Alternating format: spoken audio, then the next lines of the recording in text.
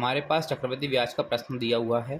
प्रश्न है 10% वार्षिक दर से 3 वर्ष के लिए किसी धनराशि के चक्रवृद्धि ब्याज तथा साधारण ब्याज का अंतर 620 हो तो वह धनराशि कितनी होगी। तो हम धनराशि मान लेते हैं। क्या ये आपको 10% दे रखा है। 10% का मतलब होता है 10/100। इसको हमने इससे काट दिया, कितना आ गया 1/10। अब आपको 3 वर्ष के लिए दिया है तो इसका हम क्यूब कर देते हैं, तो ये आ जाएगा आपका 1/1000। अब जो 1000 है वो आपको मूलधन हमने माना है। अब इसको 3 वर्ष के लिए निकालना है तो क्या निकालेंगे हम, 3 वर्ष के लिए हम 1/10 निकालेंगे। तो पहले वर्ष के लिए 1/10 निकला तो 10 0 से 0 कट गई, तो ये आ जाएगा आपके पास 100। दूसरे वर्ष के लिए भी क्या आएगा ब्याज 100, और तीसरे वर्ष के लिए भी ब्याज कितना आएगा 100।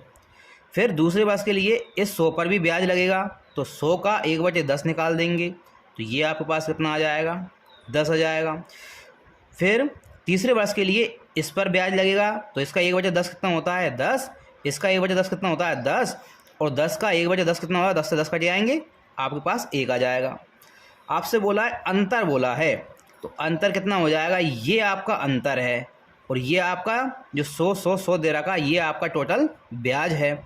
तो हम अंतर देखते हैं 10 10 20 और 10 30 और 1 31।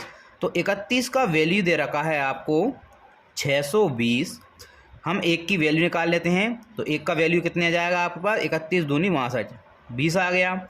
मूलधन क्या माना था हमने 1000, 1000 का इसमें गुणा कर देंगे तो आपके पास क्या मिल जाएगा 20,000। मतलब इसका मूलधन धनराशि कितनी थी 20,000 रुपये। ये आपके प्रश्न का उत्तर।